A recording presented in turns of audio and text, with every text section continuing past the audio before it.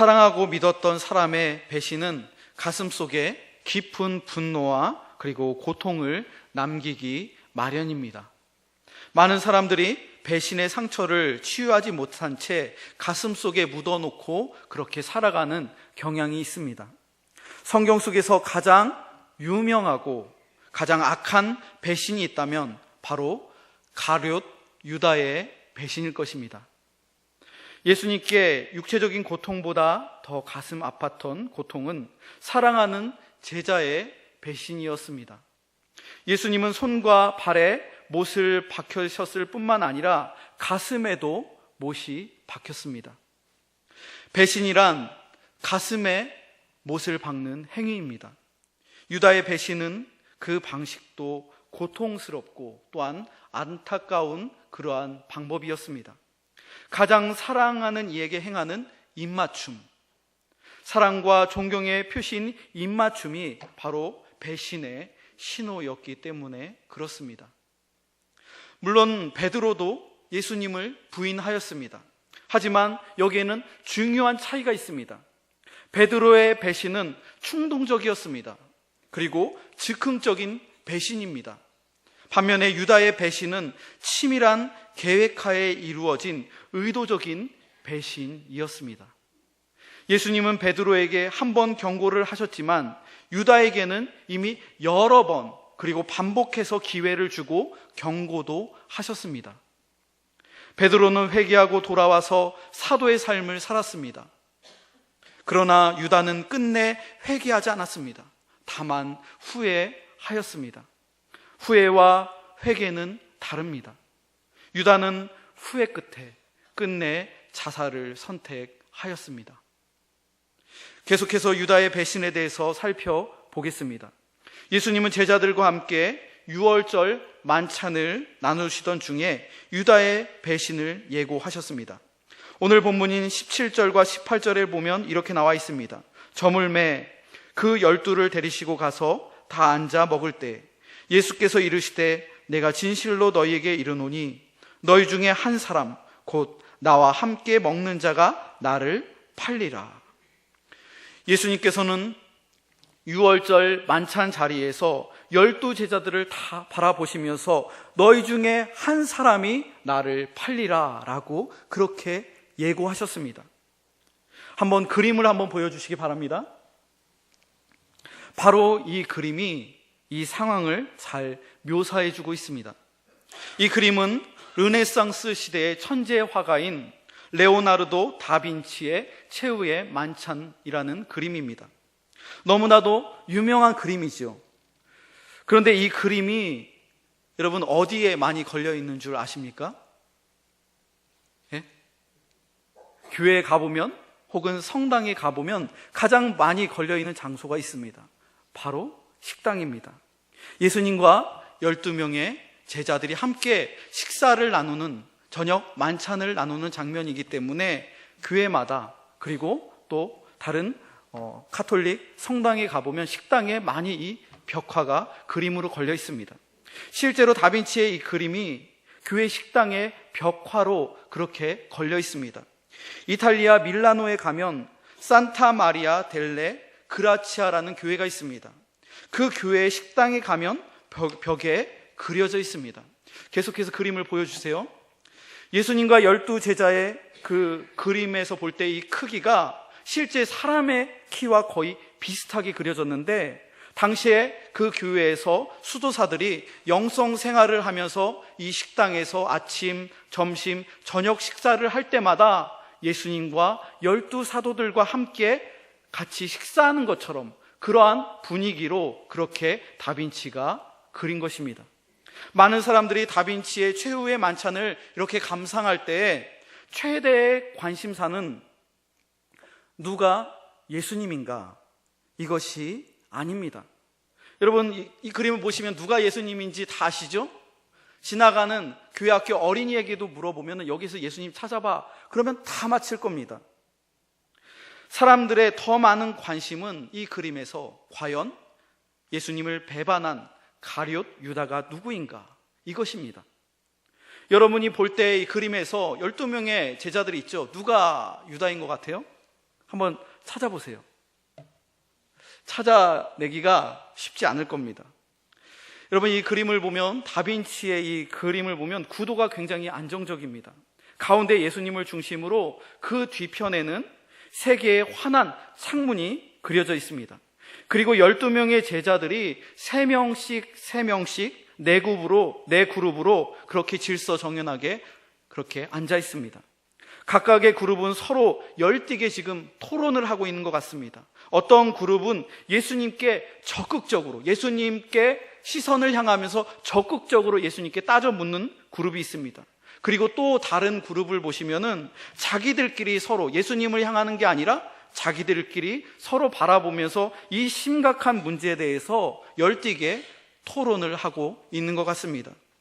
예수님께서 바로 이 유월절 만찬의 자리에서 12명의 제자들에게 이 말씀을 하신 것입니다. 너희 중에 한 사람이 곧 나와 함께 먹는 자가 나를 팔리라. 이 말씀을 하시자 제자들은 깜짝 놀랐습니다.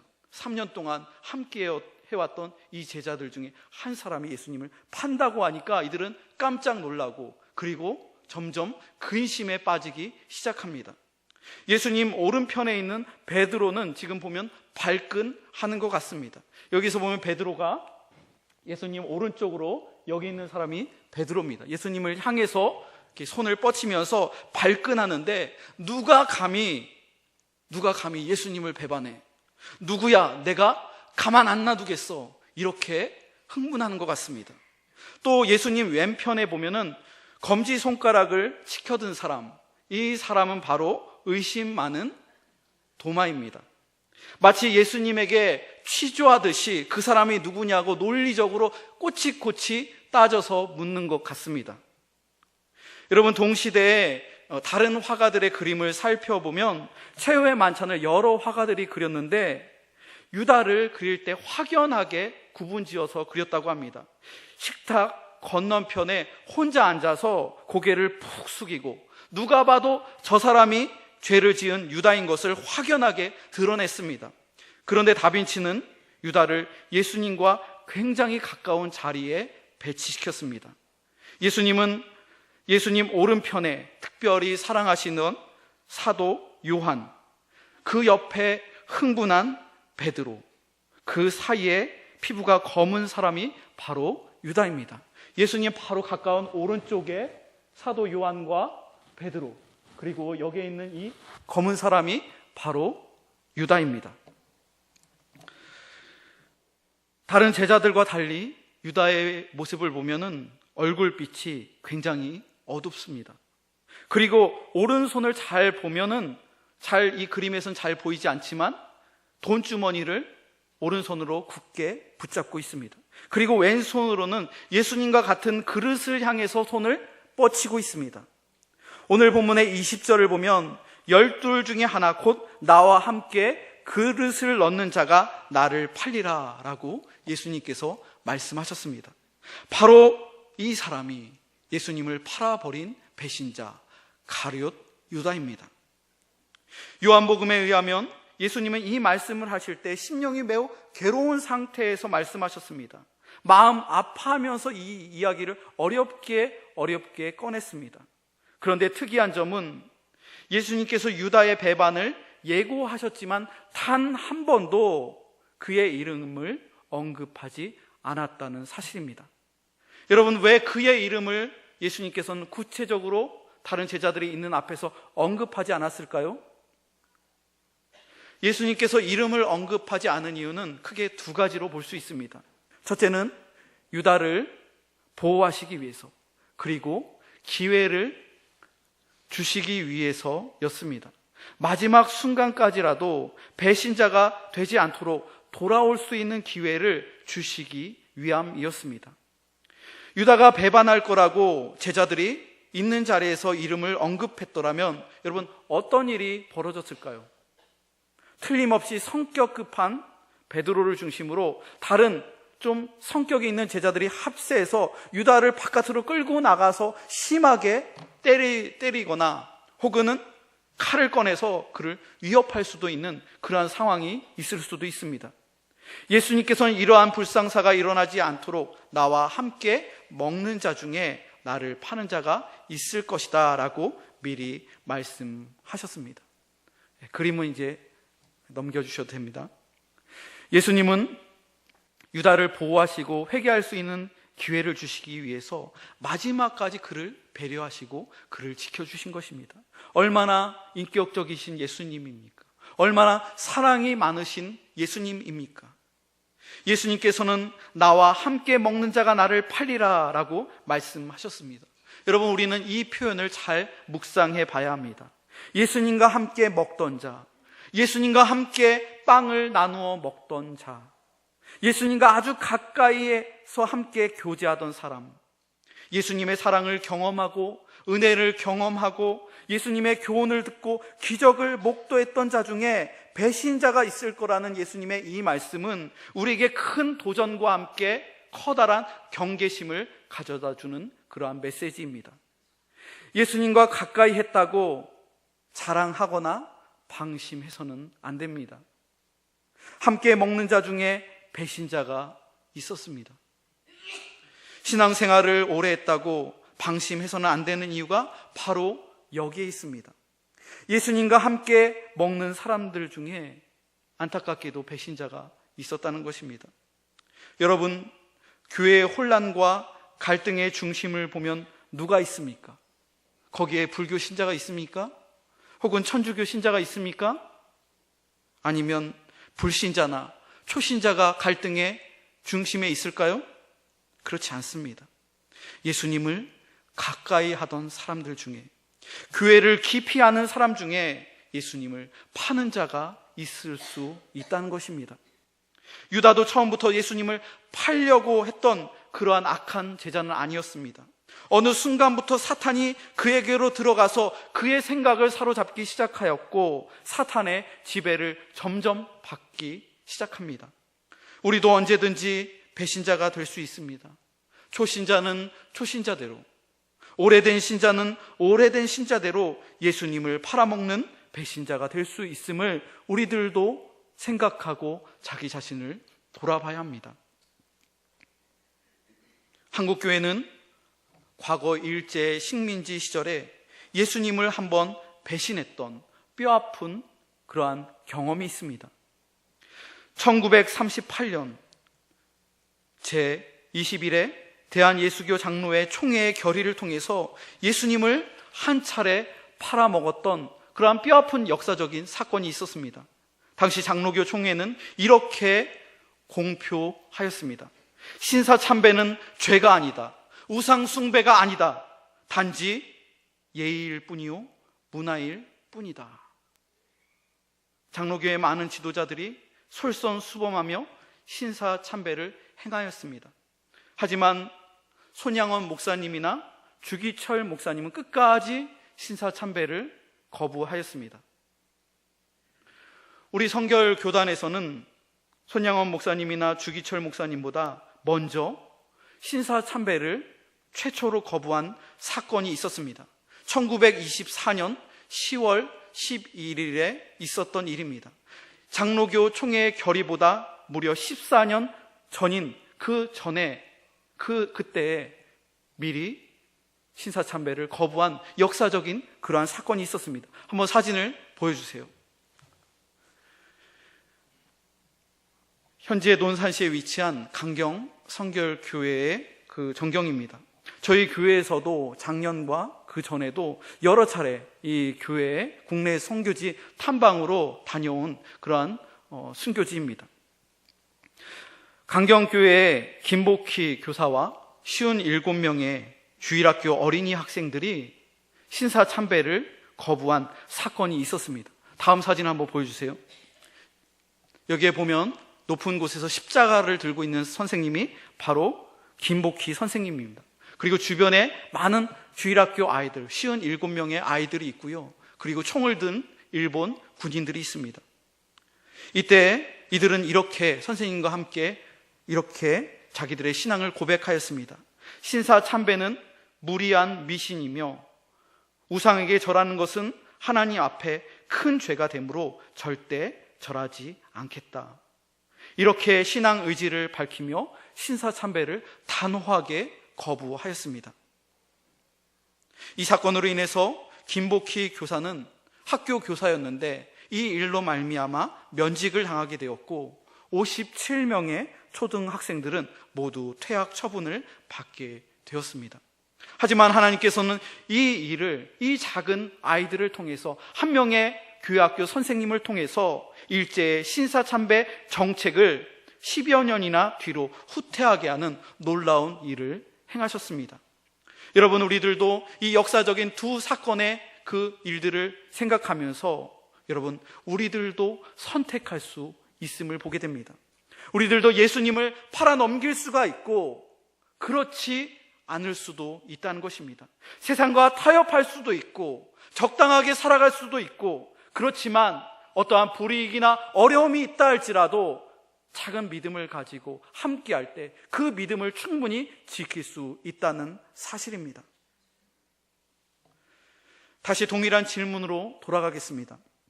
예수님께서는 왜 제자들에게 유다의 이름을 언급하지 않았을까요?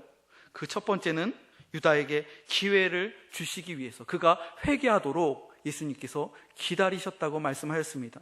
그리고 두 번째 이유는 나머지 제자들 모두가 동일한 근심을 해야 했기 때문에 그렇습니다. 19절을 보니까 그들이 근심하며 하나씩 나는 아니지요 하고 말하기 시작하니, 예수님, 그 사람이 설마 나는 아니지요? 제자들은 슬픔에 잠겼습니다. 근심에 빠지기 시작합니다. 더 정확하게 말하면 마음이 굉장히 아프고 그리고 고통스러운 그러한 일을 맞이하게 됩니다. 예수님을 파는 사람이 있다니 설마 나는 아닐까? 이렇게 염려하고 근심하는 제자들의 마음이 우리들에게도 있어야 될 줄로 믿습니다. 고린도후서 7장 10절 말씀을 보면 하나님의 뜻대로 하는 근심은 후회할 것이 없는 구원에 이르게 하는 회개를 이루는 것이요 세상 근심은 사망을 이루는 것이니라. 여러분, 우리에게는 하나님을 향한 거룩한 근심이 있어야 합니다. 세상 근심이 아니라, 세상 근심을 갖고 있으면 결국 사망으로 향하게 되지만 하나님의 뜻대로 하는 근심이 있으면 구원으로 이르게 된다고, 회개로 이르게 된다고 말씀은 우리에게 가르쳐 줍니다. 죄 가운데 있지 않은지 자신을 돌아보는 근심, 예수님을 배반하고 있지는 않은지 자신을 살피고 염려하는 마음이 우리에게 있어야 될 줄로 믿습니다. 여러분, 교만한 사람은요, 자신을 결코 의심하지 않습니다. 교만한 사람은 하나님도 의심하고요, 성경도 의심합니다. 교만한 사람은 세상도 의심하고요, 늘 다른 사람을 항상 의심합니다. 그런데 정작 자기 자신에 대해서는 전혀 의심하지 않습니다. 자기 자신에 대해서는 너무나도 늘 이상할이 많지, 늘 확신에 가득 차 있습니다. 그래서 주변 사람들을 굉장히 고통스럽게 합니다. 하지만 구원받은 성도들은 늘 자기 자신부터 시작합니다. 자기 자신을 돌아보면서 의심합니다. 설마 나는 아닐까? 내가 그 배반자가 아닐까? 제자들의 마음속에 있던 염려하는 마음, 배반을 걱정하는 마음, 설마 주님, 저는 아니지요, 이렇게 염려하는 마음이 우리 안에 있어야 될 줄로 믿습니다. 그런데 놀라운 것은 유다도 똑같은 이 질문을 예수님 앞에서 했다는 것입니다. 라삐요, 나는 아니지요. 다른 제자들이 다 하니까, 11명의 제자들이 다 하니까 가만히 있으면 자기라는 것을 인정하는 것 같으니까 그것을 철저히 감추고 위선적인 목소리와 얼굴 표정을 하고, 설마 주님, 저는 아니지요. 얼마나 뻔뻔스럽습니까? 예수님께서는 유다에게 계속적으로 사인을 보냈습니다. 회개할 기회를 계속 주셨습니다. 하지만 유다는 자기 자신을 철저하게 감추며 더욱 뻔뻔스럽게 행동하였습니다. 어떤 사람들은 유다를 동정하기도 합니다. 초대교회 이단 문서로 분류되는 유다 복음을 펼쳐놓고, 유다는 희생자입니다. 유다는 운명의 도구요, 하나님의 섭리의 도구였습니다. 유다가 있었기에 예수님이 십자가의 길로 갈 수 있었습니다. 심지어 예수님께서 개인적으로 유다에게 부탁하셔서 어쩔 수 없이 유다가 악역을 맡은 겁니다. 이렇게 잘못된 주장을 펼치는 학자들도 있습니다. 하지만 예수님께서는 분명하게 유다에게 화가 있다고 선언하셨습니다. 오늘 본문에서 그 사람은 차라리 나지 아니하였더라면 자기에게 좋을 뻔하였느니라, 이렇게 탄식하셨습니다. 왜 유다는 책임을 면할 수 없을까요? 하나님은 유다에게 죄를 지으라고 명령한 적이 단 한 번도 없었습니다. 예수님이 부탁하신 것도 아닙니다. 유다의 탐욕 때문에 유다 스스로 선택한 길입니다. 여러분, 어떤 죄도 변명할 수 없습니다. 어쩔 수 없는 죄는 이 세상에 존재하지 않습니다. 모두가 다 자신의 선택이며 또한 인간의 자기 결정입니다. 요한복음 13장 21절 이하를 보면 베드로가 사도 요한에게 예수님을 팔자가 누구인지를 예수님께 물어보라고, 궁금하니까 예수님 가장 가까이 있는 요한에게 예수님께 직접 물어보라고 그렇게 부탁을 합니다. 그래서 요한이 예수님께 물었습니다. 그 사람이 누굽니까? 예수님께서는 내가 떡 한 조각을 적셔서 가져다 주는 자가 바로 그니라 라고 말씀하시며 떡 한 조각을 음료에 찍어서 유다에게 건넸습니다. 그리고 예수님께서는 이제 내가 하는 일을 속히 해라 라고 말씀하셨습니다. 하지만 주변의 제자들은 유다가 예수님을 배반할 줄을 꿈에도 전혀 몰랐습니다. 예수님께서 재정을 맡은 회계인 유다에게 무언가 이 저녁 식사의 자리에서 필요한 것이 있으니까 나가서 뭔가 중요한 것을 사오라고 시켰겠지, 이렇게 생각했던 것 같습니다. 예수님께서 주신 떡 조각을 받았을 때 사탄이 유다에게 들어갑니다. 그리고 유다는 그 조각을 받고 예수님을 영원히 떠나 어두운 밤으로 향하게 됩니다. 예수님께서는 십자가의 죽음을 준비하기 위해서 유월절 만찬을 준비하십니다. 떡을 떼어주시며 축복하시고 받으라, 이것은 내 몸이니라 라고 말씀하시며 떡을 제자들에게 나눠주셨습니다. 그리고 잔을 가지사 감사기도 하시고 이것은 많은 사람을 위하여 흘리는 나의 피, 곧 언약의 피니라 라고 말씀하시며 잔을 나누어 주셨습니다. 성만찬은 예수님의 십자가의 희생을 예표하는 상징입니다. 예수님께서는 인류의 죄를 대속하시기 위해서 십자가에서 물과 피를 모두 쏟으셨습니다. 이것을 기념하고 기억하는 예식이 바로 성만찬 예식입니다. 예수님께서는 자신을 배신하고 팔 것을 아셨음에도 불구하고 제자들을 축복하시고 감사 기도하시며 자신을 내어 주셨습니다.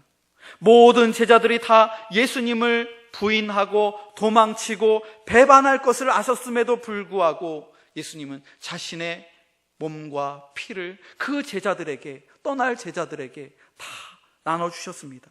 심지어 수제자인 베드로, 예수님을 3번이나 부인할 것을 아셨음에도 불구하고 자신의 몸과 피를 아낌없이 다 나눠주셨습니다. 예수님을 배반한 유다도 마찬가지였습니다. 예수님은 성만찬의 자리에서 유다를 쫓아내지 않았습니다. 너는 배신자니까 너는 나가, 그러지 않았습니다. 끝까지 그 만찬의 자리에서 함께하며 끝까지 그에게 회개할 기회를 주셨습니다. 자신의 몸을 상징하는 떡 한 조각을 건네면서 그 떡 조각을 그의 눈을 바라보면서 따뜻한 시선으로 유다의 얼굴을 바라보면서 그의 눈을 바라보면서 그 떡 조각을 주시면서 그를 용서하시며 다시 돌아오라고 끝까지 붙잡으시는 주님의 사랑이 그 행위 가운데 있었던 것입니다. 유다는 예수님을 버리고 떠났지만 예수님은 그를 버리지 않았습니다. 예수님의 사랑은 인간의 모든 배신을 이긴 놀라운 사랑입니다. 어떤 배신도 예수님의 사랑보다 결코 클 수 없습니다. 예수님의 사랑은 배신을 넘어선 사랑, 배신을 이긴 사랑입니다. 로마서 5장 6절로 8절 말씀을 보면 우리가 아직 연약할 때 기약대로 그리스도께서 경건하지 않은 자를 위하여 죽으셨도다. 의인을 위하여 죽는 자가 쉽지 않고 선인을 위하여 용감히 죽는 자가 혹 있거니와 우리가 아직 죄인 되었을 때 그리스도께서 우리를 위하여 죽으심으로 하나님께서 우리에 대한 자기의 사랑을 확증하셨느니라. 여러분, 예수님의 사랑은 아가페의 사랑입니다. 우리가 연약할 때 우리의 손을 잡아주셨습니다. 우리가 경건할 때가 아니라 경건치 아니할 때 우리를 위해서 십자가에서 예수님께서 희생당하시고 죽으셨습니다.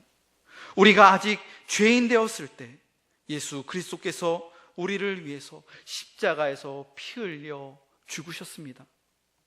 여러분, 지난 날들을 한번 생각해 보시기 바랍니다.